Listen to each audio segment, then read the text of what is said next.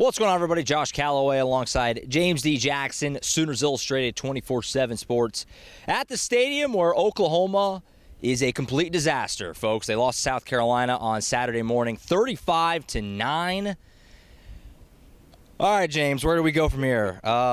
This game was over 5 minutes in. It was 21-0 South Carolina in the blink of an eye. 3 consecutive Michael Hawkins turnovers to start the game, 2 of which went back for touchdowns. He got benched in favor of Jackson Arnold. We'll have a lot of discourse about that, obviously, today and all throughout the week, I'm sure. James, before we get any specific, this was an awful game. I mean, you thought, when you think it can't get any worse, when Oklahoma can't get any lower, it got lower today. They were embarrassed, blown out by a 3-3 middle-of-the-road SEC team today. This game was never competitive. One of the more embarrassing games. There are worse losses. There's a difference. One of the most embarrassing games for Oklahoma football in a long time. This was an awful, awful game. And the worst game of the Brent Venables era, I think, is in the conversation. I mean, you talked about it. I mean, this is the first time these two teams have ever played each other. Yeah. A lot of teams, I think, have a lot of respect for Oklahoma. South Carolina, this is their first time experiencing Oklahoma. They come into this place and they have no idea what's going to happen. And now they're mocking OU throughout the game. They're chanting USC, they're chanting SEC, they're chanting all these different things. And that's what makes it, I think, even worse. It's like, this team doesn't even respect you now. And going forward, that's what's going to be. The first time you guys met, it was 35-9. I mean, your quarterback threw had 3 turnovers. And the lone bright spot about those turnovers, and I hate to even say something like that, but at least it wasn't like bad decision making for Hawkins. It was kind of like the offensive line kind of held him up there. Like, the first ball was underthrown. That's on him. The second one was a fumble because the guy just came running through freely. Yeah. And the third one, when he got hit as he was throwing the ball, which is why it ended up being like 15 yards away from an actual wide receiver. It looked like the right read, I thought. Exactly. The reads were there. It's just, he couldn't overcome that offensive line. And we're going to get into that because that was the start of everything wrong with this game, was that offensive line. It never clicked for them. South Carolina had pressure throughout the game, and that's just bad, man. It's just bad. 9 sacks. Like, that should not happen. That's a ridiculous number. Yeah, that's crazy. So OU finishes this game with 6 fumbles, which I don't know what's going on with ball security. Like, that's insane. 6 fumbles, 2 interceptions, and 9 sacks. And that pretty much was what happened in this game. You don't even have to look at anything else. If you hear that stat, even as a high school coach, you're like, what in the world? There's no way you win that game. And so that's what it was. I mean, we all said it was going to be a close game. If you take away those first turnovers, maybe. I mean, I don't know. Yeah, the game never even – Brent Venables said they never gave themselves a chance. This game didn't even happen. Yeah. It was over. Yeah. I mean, I'm just – it's got to be frustrating. I mean, I know you're an OU alum, so it's even worse for you. Like, it's got to be frustrating dealing with something like that because it's got to be one of the worst teams you've seen, like at least performances you've seen at this university. I can't remember a back-to-back as bad. When they scored the touchdown in the second half, the deep ball to Brennan Thompson, it was literally, hey, they scored a touchdown. That was the first touchdown since Kip Lewis's pick 6, which was weeks ago when they finally broke that. There's only one today. The offense, James, man, I mean, we're there's not even really a lot of new ground to cover here. It's awful. It's horrible. It's putrid, rancid. There's no creativity. There was a play, I think summarizes it perfectly. Whenever they ran that wheel route to Bauer Sharp, it was late in the game, fourth quarter, I believe. Someone in the South Carolina bench, and I could hear it because there was nobody in this place, emptied out. He screamed out, tight end on the wheel route, tight end on the wheel route. That's exactly what OU did. It didn't work. That's how predictable Oklahoma's offense is, that some assistant on the sideline for South Carolina is able to just shout it out. It's so clear what they telegraph their plays. Nobody can get open. The quarterbacks have no shot. The offensive, like you said, 9 sacks today. It is as much of a disaster as you could possibly form in your brain. Like, think of an offense that is as bad as you could imagine in your brain. That's what Oklahoma has. They can't do anything. It's stunning. And it's stunning. And I've said this a few times. I feel like I can't find the right words. Mm-hmm. We're completely at that point. This is one of the worst offenses probably in the history of this program, and certainly in the country right now. it's a complete disaster. And Oklahoma's going to have to make changes sooner rather than later because you just can't keep the status quo and expect it to change. Nothing's going to change as long as everything's in place. Nothing's going to change. If you keep doing what you're doing, nothing's going to change. We have, I guess, kind of had like you could say there was an excuse. Like, they don't have the wide receivers, and that's, you could say that, but looking at it now, it's like, man, there was nothing that was ever going to help this. As soon as teams figured out what Oklahoma was going to do, and you pointed out, they know what to do now. They know exactly the adjustments they needed to make. OU just like, they haven't made the adjustments they need to make. They haven't executed in ways they need to make, and it's just like, that's what's so bad about this. I think it all starts at the top. I mean, we haven't really pointed out coaching as being one of the main issues. I think I'm at that point now where I'm like, okay, I think it's something to do with the coaches and how they're getting the message to the guys, because we talking to guys throughout the week. We're out here every other day, and they're talking about, yeah, we have great practices. We're we're doing really well there. We're just not executing on game day, and that's because other teams seeing what you're doing. I mean, that's got to be what it is at this point. Like, it was hard, post game. Brent Venables and Seth Luttrell. I mean, just defeated, and not, they don't have the answers. If they had them, this would have been rectified long ago. It's a complete, it's just an utter failure right now. And like we said, Michael Hawkins turns it over the first 3 drives of the game. This game was 21-0 in a blink to start. They go back to Jackson Arnold. He did the best he could. I mean, he ended up throwing for over 200 yards. It was actually their most prolific passing game of the year in terms of yardage. I think Jackson Arnold's probably your guy moving forward. I don't know how you could go back to Michael Hawkins. I think you just got to roll with Arnold now. We'll have a lot of time to talk about that. The podcast on Monday, I'm sure we'll bring it up then. But, but like you said, the offensive line, it's not going to matter. Jackson Arnold, especially on the obvious passing downs, 3rd and long, the 4th and long, they had that. They are just teeing off. I mean, no time. He's on the ground in under 2 seconds. It could be, name your quarterback, Johnny Unitas. It doesn't matter back there. They're not going to do anything when that's the case. The offensive line, man, it's hard to believe how ineffective it was today. And Arnold did the best he could. I think he did enough, certainly, to earn himself getting that job back when they go to Ole Miss on Saturday. But, man, I don't know what it's going to matter if they're going to have, Olympic seconds to get a throw off. Yeah, I mean, we've kind of been hard on Arnold, I think, when he got benched the first time because of the turnovers. And we all thought Michael Hawkins was the guy because he didn't turn the ball over. He kept it to himself. And then we were like, okay, Hawkins, I think you're not trying to make the big play enough. You're hanging on the ball too much. The ball security was there. And so now it's flip-flop back. Now it's Jackson Arnold the guy. Arnold took care of the ball. Yeah, so it's like, I don't know. I don't know. I don't think the coaching staff knows either. It's pretty tough right now. The situation that they're in. OU just doesn't really have the answers right now. I'm not sure what it could be. Hey, Jacob Jordan. Let's Jacob talk about him. Jordan. What's going on, Jacob Jordan? PWO comes in this game, 87 yards receiving, right? 87? 86 yards. 87 was the season high, I believe, from Deion Burks earlier in the year.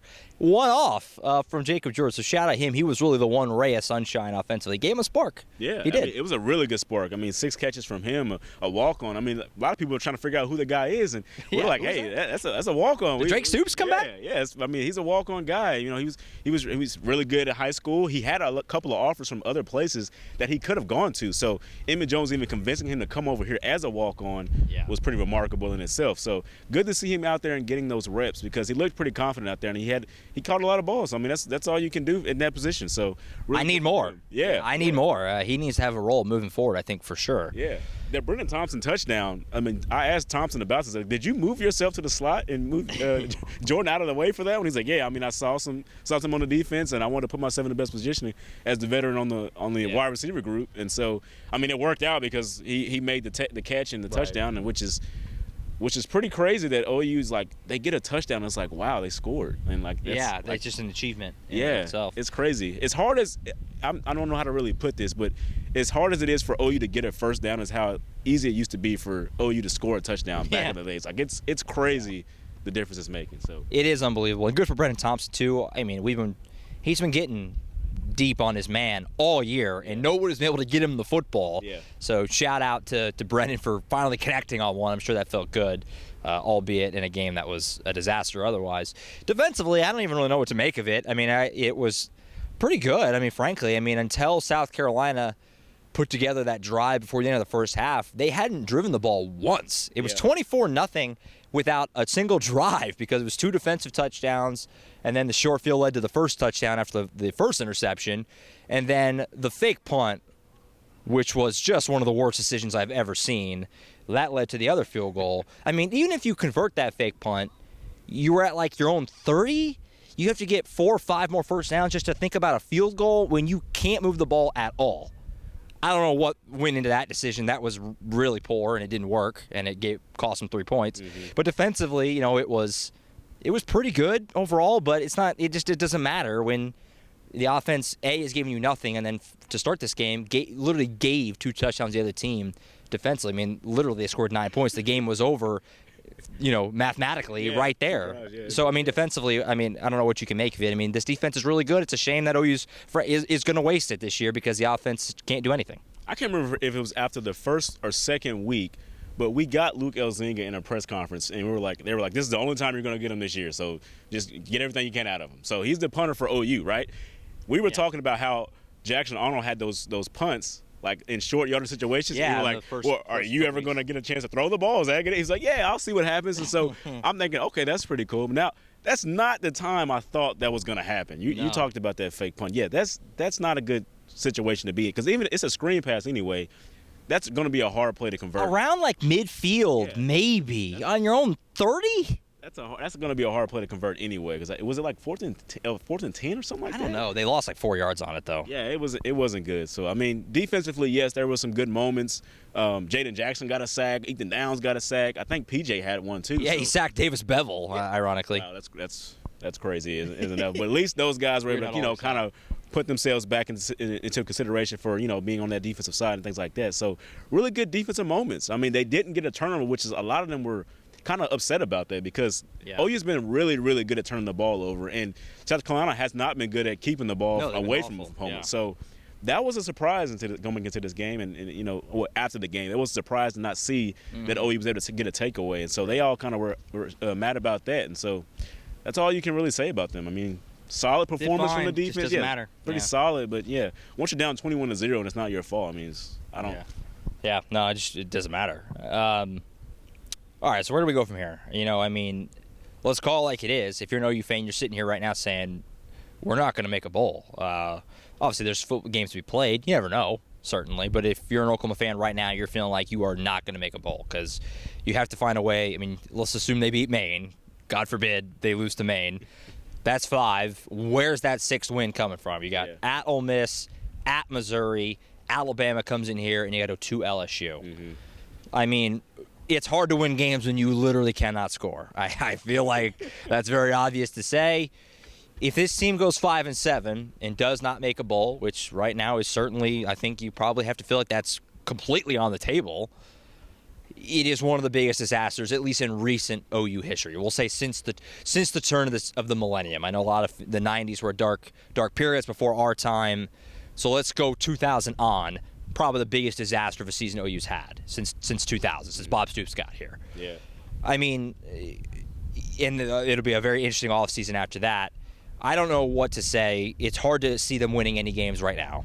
I mean, it just is with where the offense is, having a hard time breaking double digits on the scoreboard. Defense is not going to be able to pitch a shutout every week against these teams. Mm-hmm. Where you at, man? I mean, this feels like it's barring something crazy. We're looking down the barrel of one of the worst OU seasons in quite a while, and it's amazing to say, but that's where we're at now. That's the conversation we're having. Mm-hmm. Yeah, and that's what's so worrisome about the situation because recruiting and everything like that is gonna play a factor in all this as well. Because, as you said, there's a really big possibility that some of the guys on this coaching staff won't be here at the end of the year. If it happens, mid-season or at the end of the year, there's a good chance that won't be there. It's in play, yeah. And so you have to think, where are these recruits going to go? Because, and then if they do leave, how can you recruit more guys based on what happened this year? Like, trying to convince those players that, this will be different. You're going to have next season may end up like the way Brent Venables' first season was here because you had to convince so many guys to come to OU and things like that after, the previous coaching staff left. So, It's worrisome. It's rough. Like you said, I don't know if there's another win on this schedule outside of Maine, which You never know at this Maine point. did blow out Villanova today, who's not a bad FCS program. Yeah. And I saw some of you fans saying, please no. Please no. Yeah, I don't know. Like, I mean, we're far away from what I guess our initial thoughts of what the season could go, 8 or 9 wins, or best case scenario, things like that. I doubt they get there, and I hate to be so doom and gloom. And they're giving us nothing positive. There's nothing to go off of that you would think. Like, we'd have to be crazy to sit here and still tell you all that yes, they're going to get to 8 or 9 wins. It's just we've been around the game enough to know like there's some things that are not clicking here. I mean, look, here's the reality. Barring a miraculous comeback against Auburn with a all-time play like Kip Lewis, the Kip 6, they're 3-4. They've lost 4 straight games. They're 0 for an SEC play. That took a miracle to win that game against a bottom end of the league team. That's the reality. They have one SEC win, and it was a miracle. The other 3 games, they were not competitive. That's where we're at. Yeah. That's where we're at. Yeah. Anything left? I don't have anything else to say, Josh. I don't know. I mean, I feel like I've laid out the grievances I think of what OU fans are feeling, and I mean it's just bad. It's just bad. Like, it is. It'd be different if the injuries were a factor, but they're not executing on a lot of different things. They're fumbling the ball. They're having boneheaded penalties. All of that is like it goes back to the coaching staff. I mean, it really does. Like, that's where it's at. I don't know what else to say, Josh. This is pretty bad, man. It is, man. It is, and like you said, boneheaded penalties. The 4th and 5, South Carolina's not even going to go for it, and they jump off. I mean, it's just hard to figure out. They did it again. They jumped again on the next 4th and 5, but South Carolina just didn't hike the ball that time. Like, it's crazy. Yeah. I don't know. And Brent Venables, he's feeling it. And this is a fan base that, is patient, but only to a point. And we're past that point. The Boo Birds were out early. Don't blame them at all. Just didn't even show up today. And Oklahoma gets blown out 35-9. Obviously, if you want to scratch the surface, we'll get with Tom on the podcast on Monday. We'll stretch it all out and look ahead, and I'm sure we'll have the quarterback conversation. And who knows if anything will happen between now and Monday. Who knows, right? But if anything does, we'll be there to talk about it then, of course, on the Sooners Illustrated podcast. That's it for now. Full post-game reaction on the YouTube channel from Brent Venables, both coordinators, more players to come, including Jackson Arnold. Of course, Oklahoma247sports.com, lots of coverage there from Tom Green, of course, James, and Colin Kennedy as well. That's it for now from Norman. We'll see you on Monday for the podcast. Get you ready for the week ahead and back on the road against a top 20 Ole Miss team next Saturday. It doesn't get any easier by any means. Figure out where they go from here. For James E. Jackson, I'm Josh Callaway, signing off for now from Norman.